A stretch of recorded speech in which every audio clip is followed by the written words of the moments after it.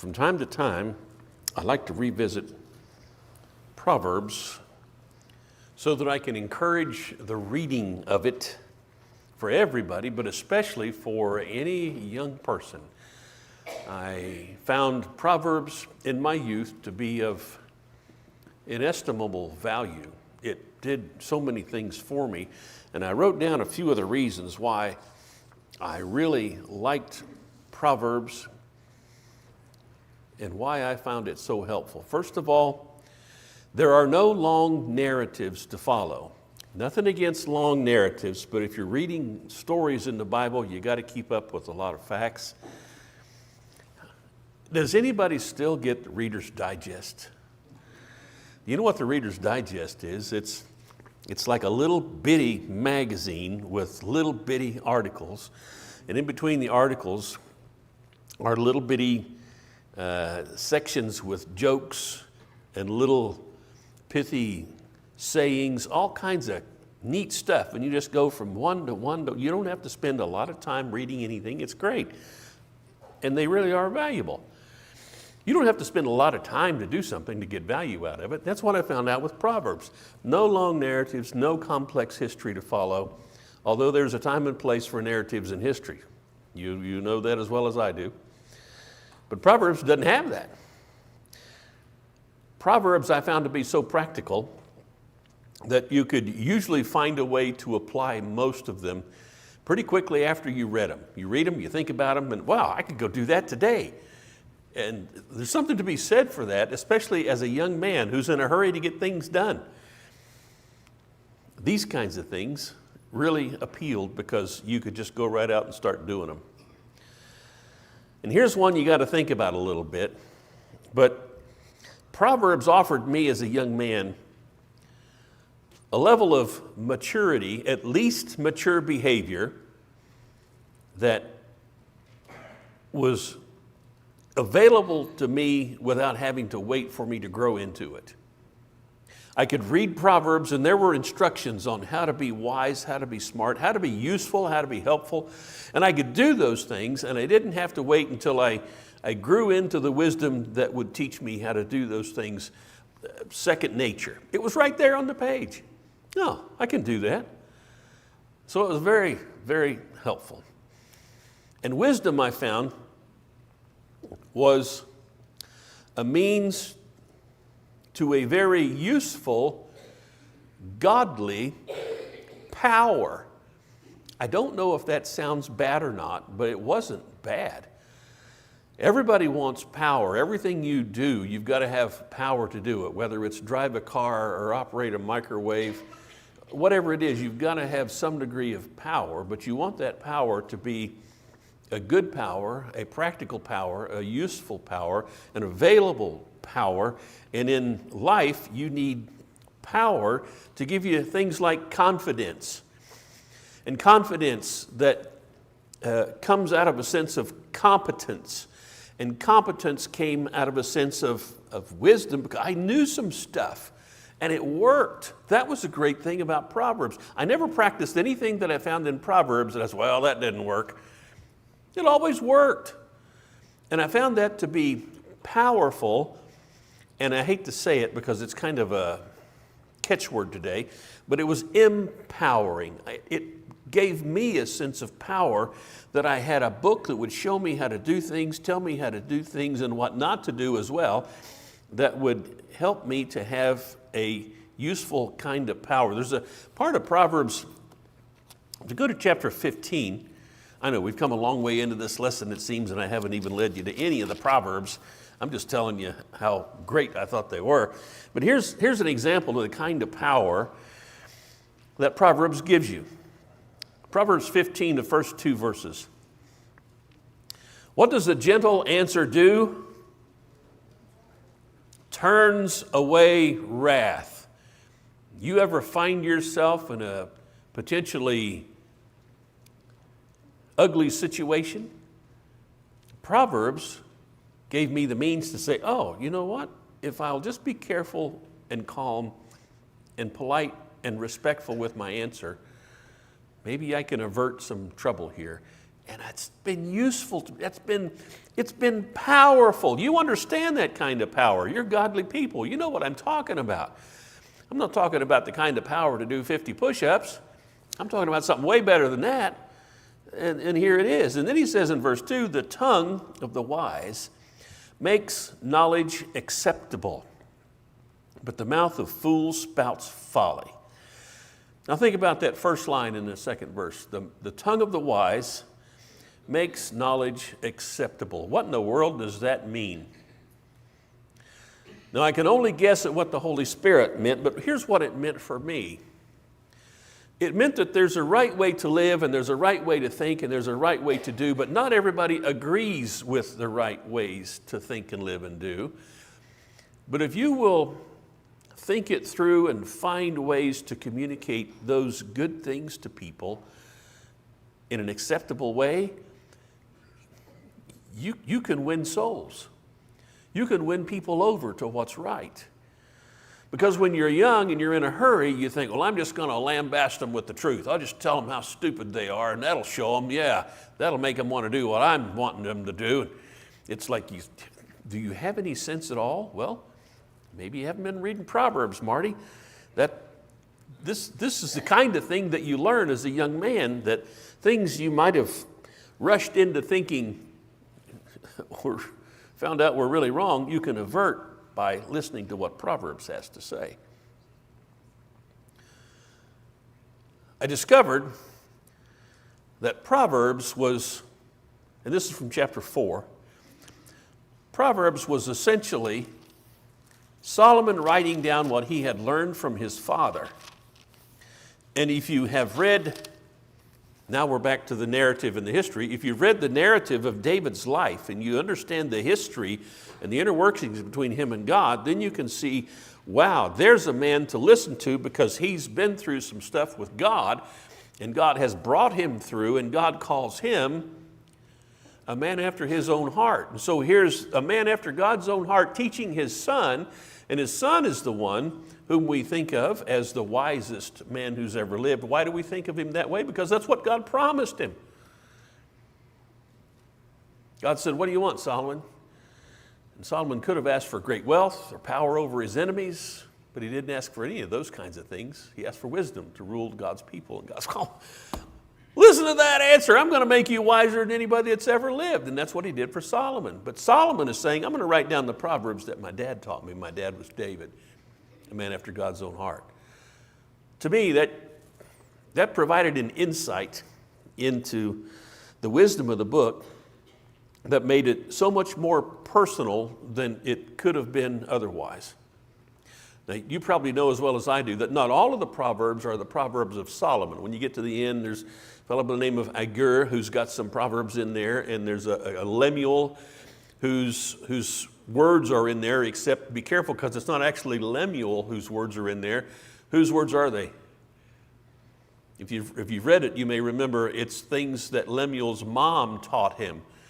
So Lemuel listened to his mom, and he somehow made that stuff available for others to read, and Solomon read that, said that's good enough, and the Holy Spirit said put it in the book.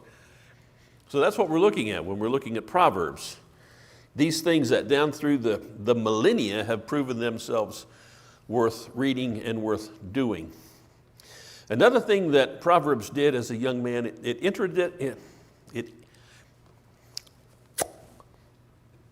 addressed topics I was interested in as a young man.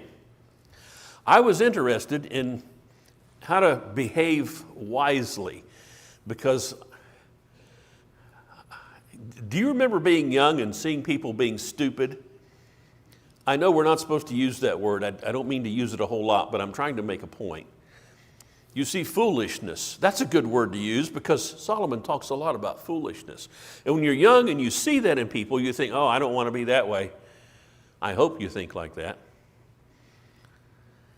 And so I found in Proverbs a way to behave with wisdom. As a matter of fact, chapter 10, we'll go look at a few of these passages just to give you a little bit of the flavor from the book itself, why I saw such value in these things. But in chapter 10, verse 19, it says this, When there are many words, transgression is unavoidable. Oh, man, there's a warning. But he who restrains his lips is wise. Now imagine a young man, teenager. You're reading this. What do teenagers tend to do a lot of?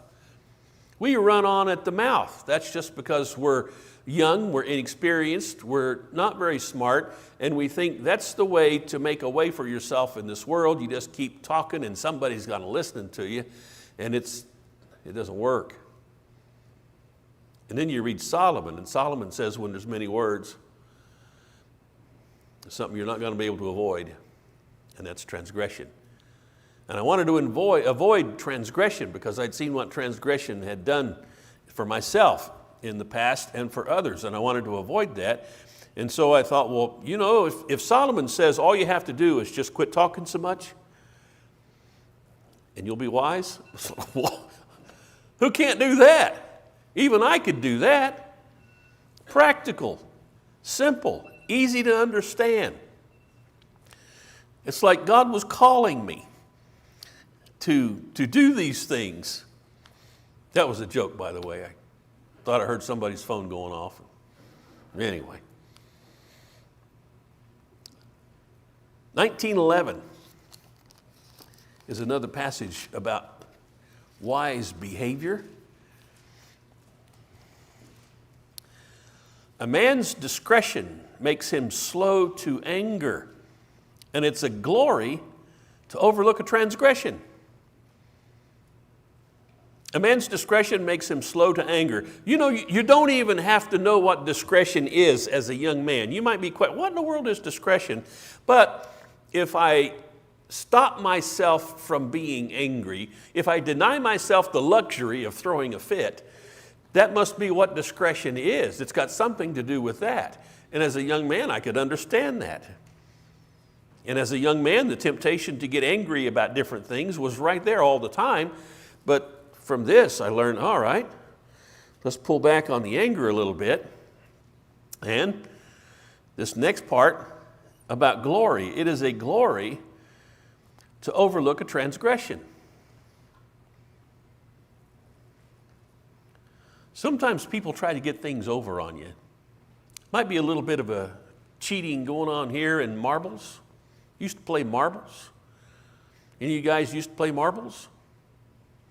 Yeah, all right. Marbles, great game. I remember poison. You draw the lines and you make 3 holes, and you got to shoot into the first hole and then shoot in the second hole, shoot in the third. If you get to the third hole, you're poisoned, and you can shoot other marbles before they get through all the holes.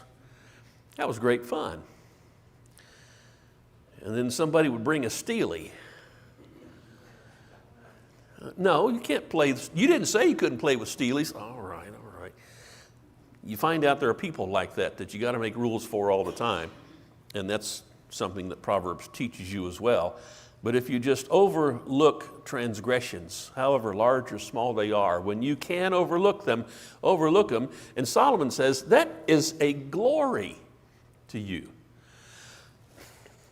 I was young, I didn't have any glory. But I thought, well, as I play with my friends, and things get said that shouldn't be said or done that shouldn't be said, even as a young man, I knew if I would just simply do that, just overlook the dumb things my friends are doing, there's something glorious about that, and God says so through Solomon. It was appealing to me and very beneficial. One of the things I wanted to do as a young man was to avoid being a fool, because a fool does things that are embarrassing, and I wanted to avoid embarrassment. So when I read 22:3, and there's several passages that do this, but 22:3 was one in particular.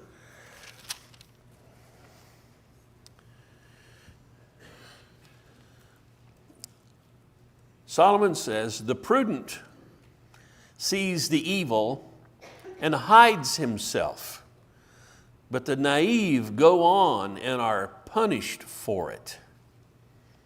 And as a young man, I saw the plans that other young men, and sometimes young women, would make. They were going to pull some kind of a trick, and some tricks are nice and they're fun, but some tricks are dirty and they're not right and they're not good. And you could see that as a young person, and your conscience would tell you things. That's not good. That's not nice. You shouldn't be part of that. But it looks like so much fun. And then this passage would come back to mind. Oh, the prudent person sees evil. And what do you do when you see evil if you're prudent, if you're wise? You hide yourself. You back out of it. You get away from it. You don't have any part in that. And I would see that and I would read that and I would think, all right, it's tempting to allow myself to be part of plans that other people have that are not good and not helpful and going to tend to probably hurt somebody. That's the way it was when you're young. People get picked on a lot. And through this, I realized I don't have to do that. Somebody might make fun of me, and they did from time to time, but eventually they got over making fun of me, and I remember having respect. And I found out I was gaining respect from people I didn't know I was gaining respect from because I didn't take part in the same kinds of things that other young people took part in. This gets back to the power aspect. You'll see benefits in trying to behave wisely that you might not have ever imagined you would have until you've got them and you think, well, how did that happen? What's this? Oh, because I just did that. I just behaved along these lines, and it was so beneficial. And in the same line, Proverbs taught me the kind of people to be around, and that's right here in chapter 22. Chapter 22, verses 24 and 25.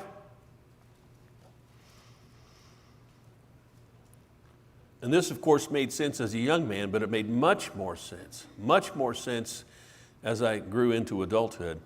This is Proverbs chapter 22, verses 24 and 25. It says, "Do not associate with a man given to anger, or go with a hot-tempered man, or you'll learn his ways and find a snare for yourself." Isn't that interesting? And I found it to be true.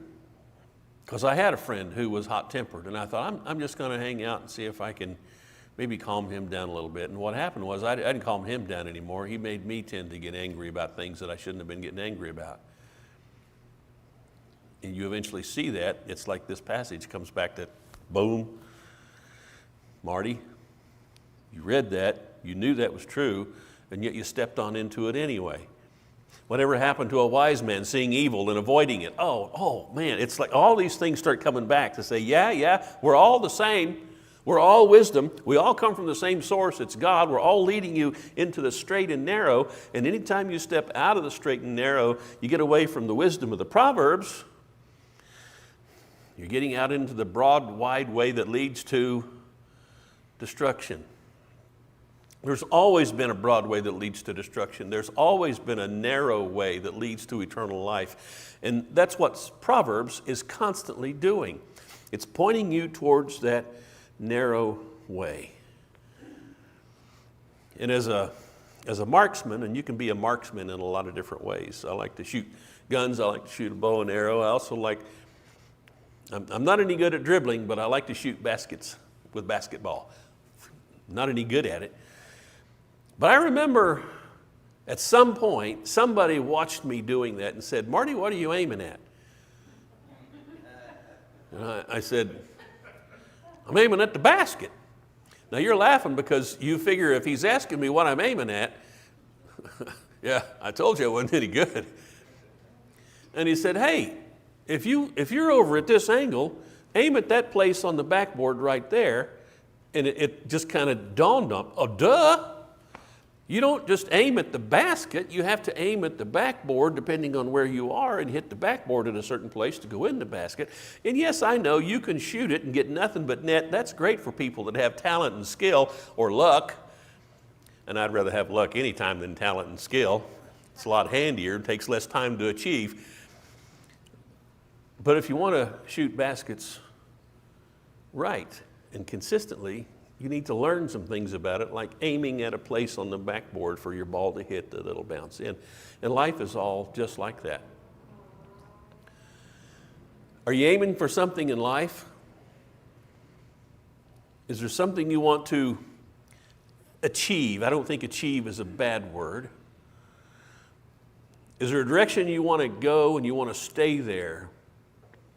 Proverbs will help you achieve those things. It'll help you focus your aim narrow your aim, fine tune your aiming abilities so you're not just launching something out there into the air. What do you think David was doing when he put that sling or stone in his sling and started going that thing around his head? What do you think he was looking at? If you're a marksman, you know he was looking at where he wanted that stone to go. And you don't have to be a marksman to know that that works. You'll do it in your driving. You're coming down the road and you're looking at a pothole. Oh, there's a pothole. I got to avoid the pothole. I got to avoid the pothole. Well, what are you going to be looking at? If you're looking at the pothole, you know what you're going to hit? The pothole. Every time you have to look at where you want to go, and that's what Proverbs does. It says, Marty, don't go there. Go here. Here's a better way to think about it. Here's a better way to look. Here's a better way to go. And if you'll do this, things are going to turn out so much better. And so far, after 67 years, it has. It always has. A few things, I'll just give you a few more things that Solomon addresses in the Proverbs, or that the Proverbs he's collected address. It addresses pride. You and I have had to deal with pride and probably still have to deal with pride to a certain extent. Proverbs addresses anger. And you and I have had to deal with anger and probably still deal with anger to some degree, and Proverbs addresses that. Proverbs addresses things like, what do you do with children? What's the most famous passage in Proverbs about children? Train up a child in the way he should go, and what happens when he's old? He won't depart from it. You know that. Now, there are other passages. That, by the way, it's in chapter 22, if I'm not mistaken. Oh, yeah, looking at it right here. Proverbs 22:6. Train up a child in the way he should go. When he's old, he will not depart from it. Have you read a few verses down to verse 15 in that same chapter where it says, foolishness is bound up in the heart of a child. The rod of discipline will remove it far from him. Oh, we're born stupid. Is that what it's saying? Pretty much. We're born stupid, born foolish. We don't have a brain. We're immature. Something has to compel us to right behavior. Now, you might think, I thought you were talking about Proverbs being important when you're young. Yes. As a young man, I knew eventually I want to get married. I want to have children. I want to have a family. But I'm looking at all these other families, and they have these little children, and these little children are, well, I'm watching them, and I'm thinking, I don't know if I want to have kids or not. Man, some of these kids are wild. And then I read this, and I think, oh, okay. Well, see, I can read what Solomon says, and this way I can know that my kids will never. You see where I'm going with this? Yeah, your kids are going to. And they're especially going to if you ever say they're never. But if you read what Solomon says, and he says a lot about training children, you've got a direction to go with it. And you have some authority behind you when somebody says, oh, you shouldn't spank your children. Oh, you need to read Proverbs. Because Solomon says, spank your children. Talks about the blueness of a wound. He talks about do not spare for their crying. He talks about delivering their soul from hell by spanking them. And I thought as a young man, I need to figure out how to do this because at some point I hope to have children. And Solomon was saying, I'm pointing you towards your future, son. Some things you'll need to remember when you get there. Hold on to that. I want to close with what I think was probably the most appealing aspect of Proverbs. And I hope this doesn't sound bad. But Solomon personified wisdom. You know how Solomon personified wisdom? He spoke of wisdom as a woman, as a lady. And as a young man, you think about girls quite a bit. And I thought to myself, wow, here's a woman that I'm never going to get in trouble with. Here's a woman that's going to treat me right. Here's a woman I don't have to figure her out. I thought for sure I'd hear some amens on that, but I know you're scared.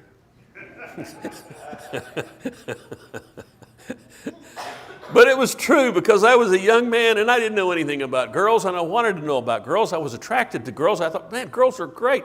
But I don't know what to say. I don't know what to do. And then I read Proverbs and And Solomon says, embrace her. Oh, I can embrace her? There's a her here? Oh, okay, and then I realize, what does a good wife do for you? A good wife is a blessing to you all of your life. Solomon even says that. Where does he say that here? Chapter 18, 22, there's one. Yeah. He who finds a wife finds a good thing and obtains favor from the Lord. Now that's what he says about wives, and we might, wait a minute, what about a girlfriend? Well, listen, what's the point of having a girlfriend if you're not thinking about eventually having a wife? And why mess around with a girl as a girlfriend that you don't think is going to make a good wife? And what do you look for in a woman to make a good wife? Well, you look for the things of God. That's really what Solomon is always saying. Chapter 19, verse 14, he says it a similar way, but a little different. House and wealth are an inheritance from fathers, but a prudent wife, where do you get a prudent wife? From the Lord. So you say, all right, Lord, I need a prudent wife. I need a good woman. What can you do for me? And he says, well, first, keep reading this book. This is going to be your woman until you find your woman. She's the one who's going to be your companion. She's the one who's going to do you good. She's the one that you can hang out with and learn from and be influenced by. And that's exactly what Proverbs was for me as a young man. She was a companion that did me all good, just like women are meant to do men, because we need help. And man, this was a great help. So I could go on for a long time, but I don't need to do that. I just like to come back to this from time to time to give anybody who's willing to listen a little bit of the flavor of this book so that you can see. You don't have to spend a lot of time with it. You can pick it up, you can read it for a little bit. You can just think about a couple of verses is all you even need sometimes to say, yeah, that's really good. Maybe you'll read through an entire section, but there'll be one thing in that section that stands out to you and you go, I need to think about that. I think I've seen that to be true in my life or in somebody else's life. And it just keeps adding up and collecting, and it's such good stuff, such rich stuff. And I thank God for giving us this book and making it a blessing in my life. Well, that's the lesson for tonight. We're going to sing a song of encouragement and invitation.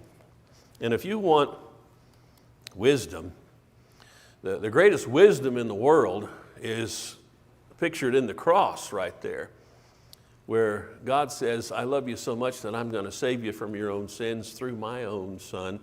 And if you're willing to submit to that, this is going to be the best thing that's ever happened to you. So if you want that for your life tonight, if you want your soul's salvation through Jesus Christ, we want to talk to you about that if you're ready to be baptized to obey the gospel. If you need prayers of the church, we want to talk to you about that too. However we can help you tonight. You're here, I'm here, we want to make a difference. Come let us know how we can as we stand and sing the invitation song. Charles?